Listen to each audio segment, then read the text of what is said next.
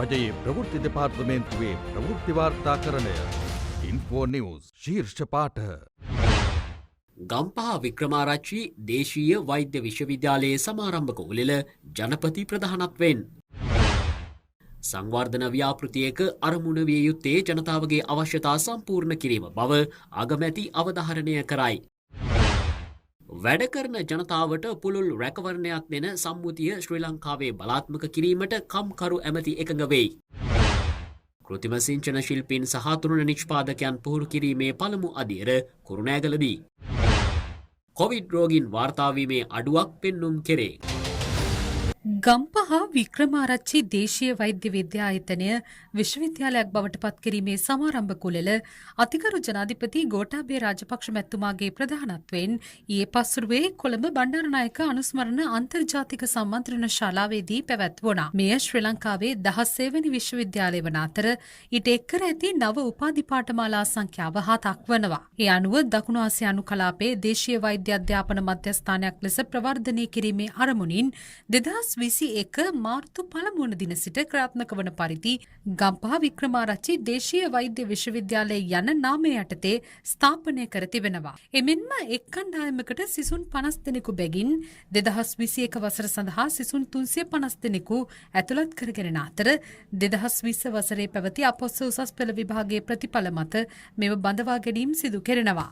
ජනාධිපතිතුමන් විසින් විශ්වවිද්‍යාලයේ ප්‍රථම කුලපති මල්වතු පාර්ශවයේ අනුනායක ආචාර්ය අතිපූජ්‍ය නියංගොඩ විජිතසිරි නාහිමියන් වෙත විජිනිපත පිළිගන්වනු ලැබූ අතර විශ්වවිද්‍යාලීය නිල ලාංඡනය ධජ සහ ගීත එළි දැක්වීමද ඊට සමගාමීව සිදු කෙරුණා. එමෙන්ම විශ්වවිද්‍යාලයේ උපකුලපතිනි ජ්‍යෙෂ්ඨ මහාචාර්ය ජනිතා ඒ ලියනගේ මහත්මිය විසින් මෙහිදී ජනාධිපතිතුමන් වෙත සමරු සිහිවටන පිළිගන්වනු ලැබුවා. මහා සංඝරත්නය ඇතුළු විශ්වවිද්‍යාලීය කුලපතිවරු උපකුලපතිවරු මෙන්ම ආචාර්යවරු ඇතුළු පිරිසක් මෙම අවස්ථාවට එක්ව සිටියා.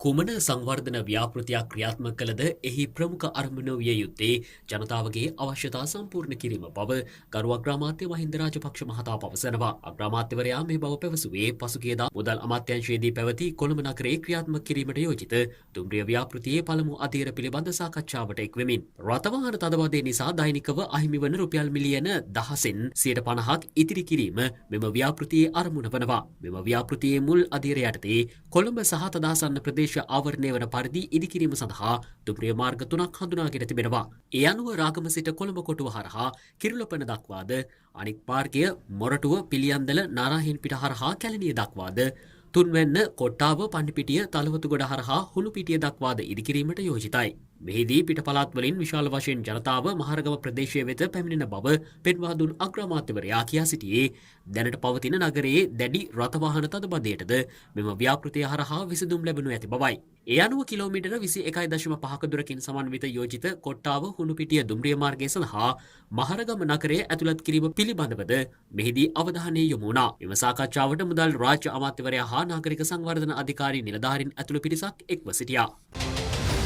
2019 වසරේ ජුනි 21 වෙනිදා ජිනීවාහි පැවති ජාත්‍යන්තර කම්කරු සම්මේලනයේ 108 වන සැසිවාරයේදී සම්මත කර ගන්නා ලද වැඩලෝකයේ ප්‍රචණ්ඩත්වය සහ හිංසනය මුලිනු පුටා දැමීම සඳහා වන සම්මුතිය ශ්‍රී ලංකාවේ බලාත්මක කිරීමට කම්කරු අමාත්‍ය නිමල් සිරිපාල් ද සිල්වා මහතා එකඟතාවය පළ කර තිබෙනවා. මෙම සම්මුතිය ශ්‍රී ලංකාවේ ක්‍රියාත්මක කිරීම පිළිබඳ මෙරට ප්‍රධාන වෘත්තීය සමිති නියෝජිතයන් කම්කරු අමාත්‍ය නිමල් සිරිපාල් ද සිල්වා මහතා සමග ඊයේ පැවති සාකච්ඡාවකදී අමාත්‍යවරයා එම එකඟත්වය පළ කර සිටියා.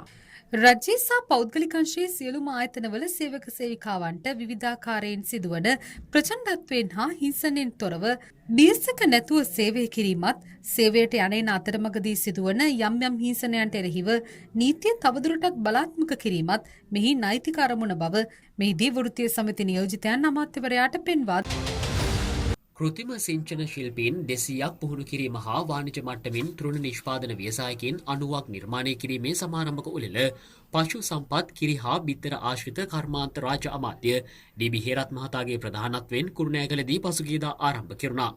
දේශීය දීරකිරි නිෂ්පාදනය කිරි කර්මාන්තයක් බවට පත් කිරීමට අවශ්‍ය පරිසරය නිර්මාණය කිරීමත් කිරි ගොවියා කිරි ව්‍යවසායකයෙකු බවට පත් කිරීමටත් අවශ්‍ය තාක්ෂණික දැනුම හා අවශ්‍ය පහසුකම් කඩිනමින් ලබා දීමේ ජාතික වැඩපිළිවෙල යටතේ මෙය ක්‍රියාවට නැංවෙනවා.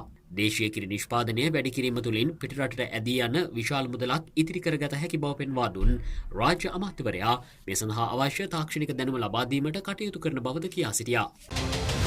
කොවිඩ් රෝගීන් වාර්තාවීමේ අඩුවක් මෙවන විට දක්නට ලැබෙනවා. ඒ අනුව ඊයේ දින තුල වාර්තා වුණේ COVID-19 ආසාදිතයන් 384ක් පමණයි. එම ආසාදිතයන්ගෙන් 345ක් පෑලියගොඩ COVID-19 පොකුරාශ්‍රිතවත්, 6 දෙනෙකු බන්ධනාගාර COVID-19 පොකුරාශ්‍රිතවත්, විදේශයන්හි සිට පැමිණි 33 දෙනෙකුත් ලෙස වාර්තා වනවා. කොළඹ දිස්ත්‍රික්කයෙන් 70ක්, රත්නපුර දිස්ත්‍රික්කයෙන් 64ක්, මහනුවර දිස්ත්‍රික්කයෙන් 35ක්, ගම්පහ දිස්ත්‍රික්කයෙන් 21ක් සහ බදුල්ල දිස්ත්‍රික්කයෙන් 19ක් ලෙසයි එම ආසාදිතයින් වාර්තා වන්නේ. එමෙන්ම ඊයේ දිනේදී කොරෝනා ආසාදිත මරණ 5ක් තහවුරු කළ අතර ඒ අනුව මෙරටින් වාර්තා වන තහවුරු කළ සමස්ත කොරෝනා මරණ සංඛ්‍යාව 489ක්. මෙවන විට මෙරට තහවුරු කළ COVID-19 රෝගීන් ගණන 83552ක් වනවා. සුවය ලබා රෝහලින් පිටව ගොස් ඇති සංඛ්‍යාව 79422ක්. ඒ අනුව රෝගීන් 3654ක් තවදුරටත් රෝහල් ගතව ප්‍රතිකාර ලබනවා. Info briefing. බන්ධනාගාර රැඳවියන්ගේ පරිහරණය සඳහා අවශ්‍ය මෙට්ට 500ක් හා පුටු 500ක් බන්ධනාගාර දෙපාර්තමේන්තුව වෙත පරිත්‍යාග කිරීම පසුගියදා සිදු කෙරුණා. ඒ අධිකරණ අමාත්‍ය ජනාධිපති නීතිඥ අලි සබ්රි මහතාගේ හා සිරකරුවන් පුනරුත්ථාපන හා බන්ධනාගාර ප්‍රතිසංස්කරණ රාජ්‍ය අමාත්‍ය ලොහන් රත්වත්තේ මහතාගේ ප්‍රධානත්වයෙන් ජනතා ස්ටීල් ආයතනයේ අධිපති එස් වාසුදේවන් මහතා විසින් මෙම පරිත්‍යාගය සිදු කළා. මෙම අවස්ථාවට බන්ධනාගාර නිලධාරීන්ද සහභාගී වී සිටියා.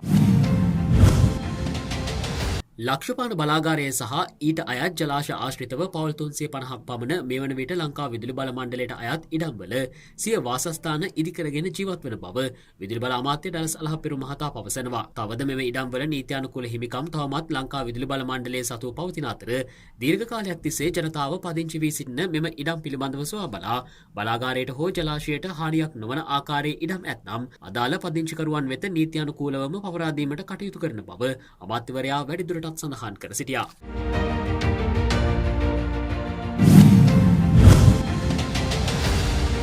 වාරි සෞභාග්‍ය වැඩසටහන යටතේ ත්‍රිකුණාමල දිස්ත්‍රික්කයේ සූරියවැව ප්‍රතිසංස්කරණ කටයුතු පසුගියදා ආරම්භ කෙරුණා. ඒ ත්‍රිකුණාමල දිස්ත්‍රික් පාර්ලිමේන්තු මන්ත්‍රී කපිල නුවන් අත්තුකොරළ මහතාගේ ප්‍රධානත්වයෙන් මෙම වැව ප්‍රතිසංස්කරණය කිරීම සඳහා රුපියල් මිලියන 27ක මුදලක් ප්‍රතිපාදන ලෙස වෙන් කර ඇති අතර එමගින් අක්කර අඩි 1200ක ජලධාරිතාවක් රඳවා ගැනීමට හැකියාව ලැබෙනවා. අඩුවදෑම් ලාභී පවුල් ලක්ෂයක් සඳහා රැකියා ලබා දීමේ ජාතික වැඩසටහන යටතේ මාතර දිස්ත්‍රික්කය සඳහා බඳවාගත් ආපදා අවදානම් සහායක කණ්ඩායම් පුහුණු කිරීමේ පළමු වැඩසටහන තිහකොඩ මිදෙල්ලවෙල රජමහා විහාරයේදී පසුගියදා පැවැත්වුණා. මාතර දිස්ත්‍රික් ආපදා කළමනාකරණ සම්බන්ධීකරණ ඒකකය හා මාතර දිස්ත්‍රික් ජාතික ආධුනිකත්ව සහ කාර්මික පුහුණු කිරීමේ ආයතන එක්ව මෙම වැඩසටහන ක්‍රියාත්මක කෙරුණා. තවත් තොරතුරු මීළඟ ඉන්ෆෝ නිවුස් තුලින් බලාපොරොත්තු වන්න.